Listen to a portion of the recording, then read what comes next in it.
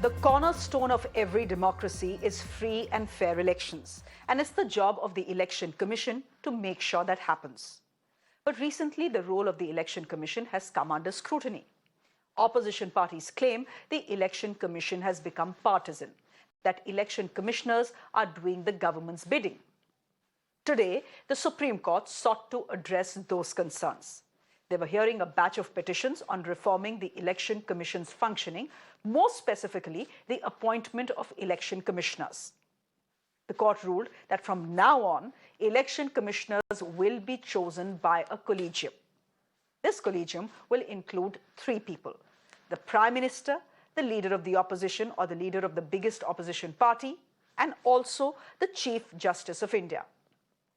Now, the names suggested by this collegium will be approved and appointed by the President of India. This system will continue until Parliament drafts alternative laws.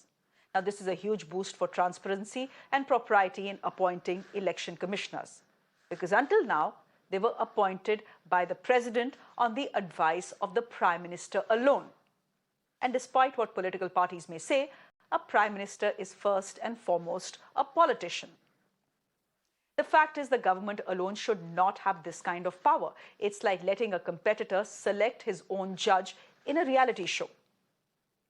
This verdict of the Supreme Court also gives the Election Commission financial independence. They don't have to approach the PMO or the Law Ministry to get funds.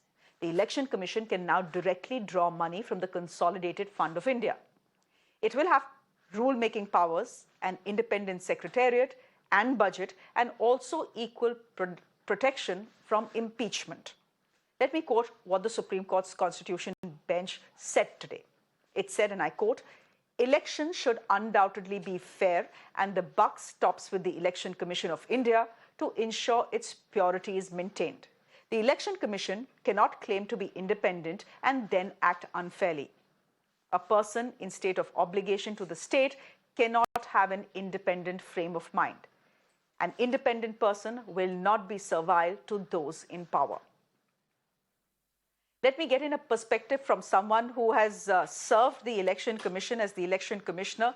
Dr. S.Y. Qureshi is joining us on the broadcast. Dr. S.Y. Qureshi, thank you very much for joining us here on Mirror Now. You have often said that the way election commissioners and the Chief Election Commissioner is appointed is defective. Will today's ruling fix that defect? And if yes, why and how? Well, absolutely. In fact, this has been our demand. Our means the election commissions themselves. We, while being on chair, we have been suggesting to the government that the system of appointment should be more transparent. Right now, till now, it was the government of the day which appointed us, and I'm a beneficiary of that system.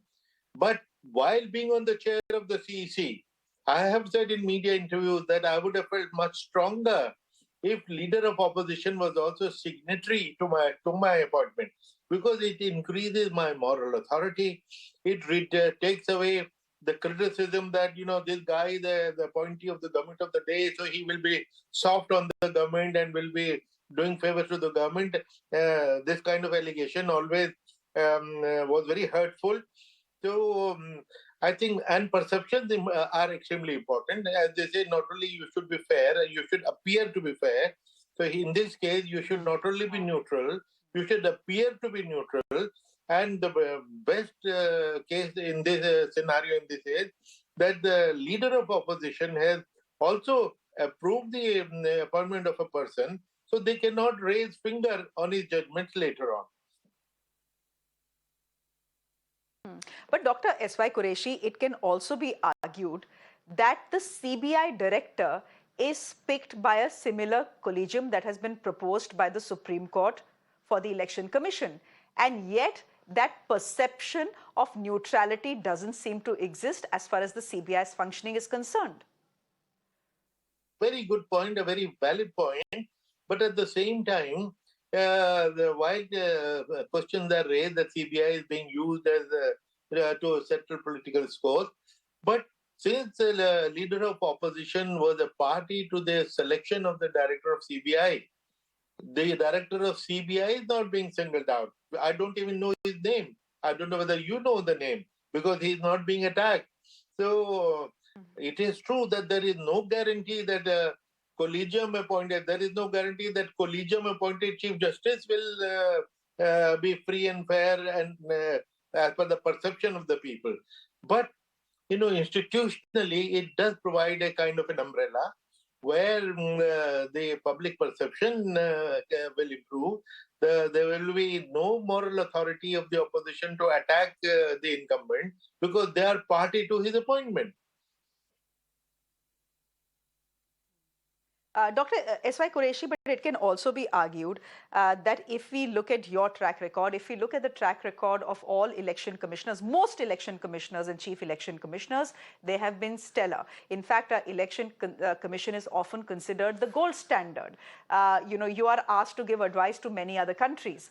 My question to you is that if by and large we've had strong chief election commissioners and election commissioners, where was the need to change the system? As they say, why fix it if it ain't broke?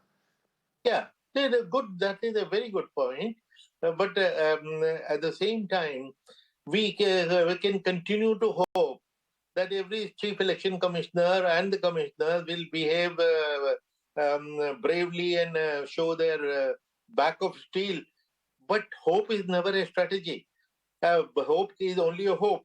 And at the same time, there has to be an institutional support, institutional framework.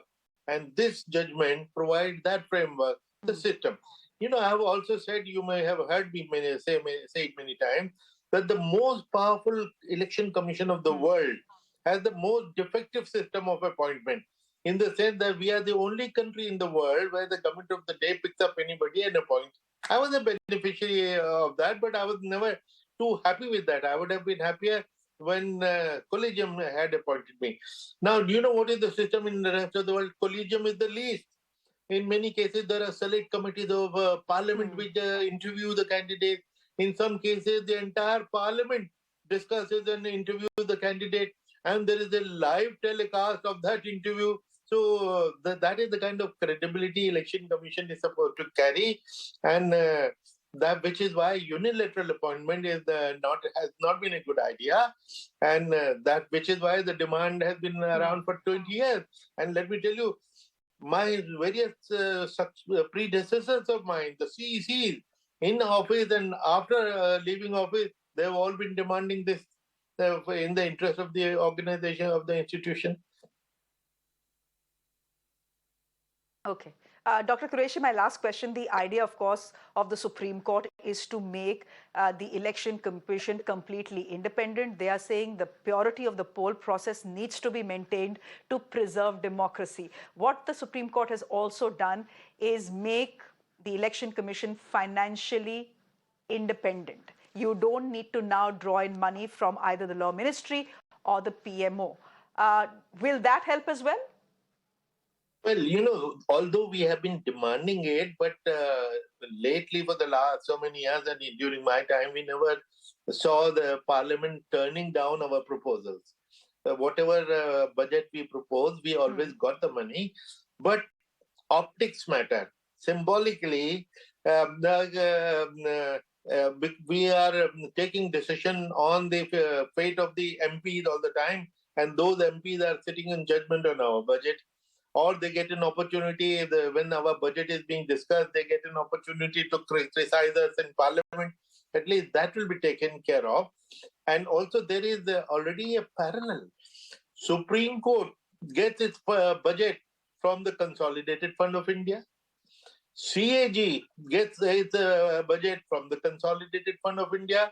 Why not the Election Commission? So it is more symbolic than actual, because we have not faced any resistance, but theoretically that is possible. We go to parliament for money and they start blasting us, look, you did not take that decision according to my pleasure and things like that. So that unpleasantness will get avoided. All right. S.I. Qureshi, thank you very much for your time here on the big story that came to us from the Supreme Court today. If you're 1 minute. Thank you so much. Yeah. Is there some? Yeah. One more important thing that you made, because the judgment also said about the removal of the election commissioner. That's very important. That was another thing we were demanding. Correct. While Impeachment. the impeachment, while the CEC could only be removed by impeachment, the other two could not. They could be removed very easily on the recommendation of the CEC. If you remember Ashok Lavasa case, if CEC, he had the running fight with the CEC, and if CEC had recommended his removal, he would have been removed. So now we have been demanding again for 20 years, even before 2017, 18, 19, that similar, because this protection given by the Constitution to CEC was not meant for an individual. It was meant for the institution. And the institution initially was only one man, the CEC. From 93, it is a three-member institution. So therefore, equal protection was required for all three. Otherwise, they feel they are on probation. So, and therefore they feel weak. So that has been taken care of, and I think that is even a bigger reform. Okay. Thank you very much, Mr. Qureshi, for joining us on the broadcast and explaining to us why you think what the Supreme Court has done today will ensure, at least perceptionally, that the Election Commission is an absolutely neutral and fair body. We leave it there for the moment. Thank you very much.